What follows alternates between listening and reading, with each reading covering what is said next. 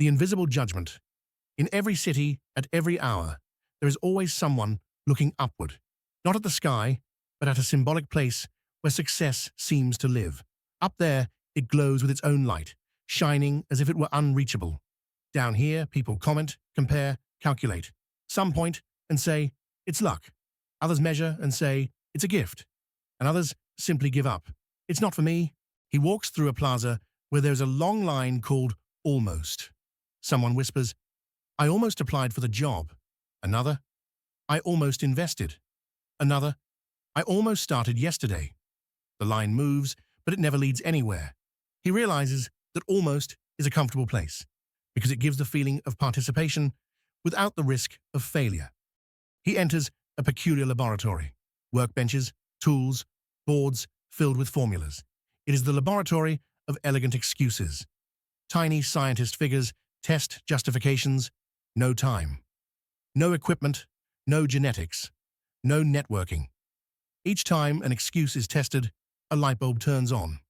One of the scientists points to a chart, the universal excuse formula, fear times old story, divided by current visibility. The larger the audience, the more sophisticated the excuse. On a narrow street, he comes across a gallery of mirrors. In each mirror, his reflection appears distorted, sometimes huge and lazy, sometimes tiny and incapable, sometimes cynical and dazzling. No one sees themselves in a true one-to-one view. Everyone sees the reflection of their fears and filters. He walks to the very end and finds a simple, frameless mirror. For the first time, the image neither shrinks him nor inflates him. It returns him whole. He takes a step forward. The mirror does not answer with praise, but it also does not lie, and that frees him. He opens an iron drawer in the floor. Inside, there's only a blank map with a single arrow. From here onward. No one will hand you the full map. The path is drawn by walking.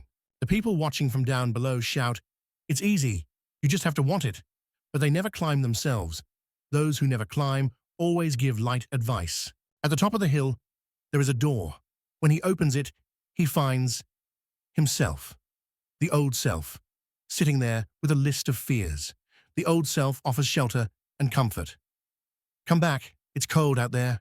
He enters a village where nothing seems to change. The houses all look the same, the people repeat the same routines, but on the ground, there are tiny markings.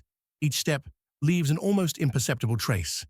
A resident explains, here, progress exists, but no one applauds it. When you begin, time seems to move slowly. When you procrastinate, it speeds up. The marketplace of shortcuts. He comes across a loud marketplace. Vendors shout, rich in 7 days. English while you sleep. Lose fear in 24 hours. He watches. He buys a pencil and writes on his arm. Shortcuts cost twice as much later. He returns the pencil and keeps walking. Some of the vendors laugh. Failure number 1. The protagonist presents a project to a small audience. A simple table, a crooked chart, an idea that isn't yet sure of itself. Failure is not the opposite of success. It is the ground where success is planted. The corridor of repetition. An endless hallway lined with identical doors. Behind each one, a slightly improved version of what he has already done. The non-miracle miracle. On the next hill, he sets up a small, humble stand. Instead of miracles, he offers processes. From the outside, it looks like a miracle. Wow, it worked out of nowhere. From the inside, it was a million unglamorous micro-decisions. With growth comes noise. Some say he changed. Others say he became arrogant. Others say he just got lucky. It was timing. Growing without an audience hurts less. Growing with an audience requires maturity, the invitation to go back. The old self reappears, now as a shadow cast on the ground. It whispers, you've already done more than everyone on this street. Stop. Enjoy it. The bridge of others. He arrives at a valley. On the other side, people wave, asking for help. He builds a simple bridge using the remains of his earlier attempts. Failure number 2.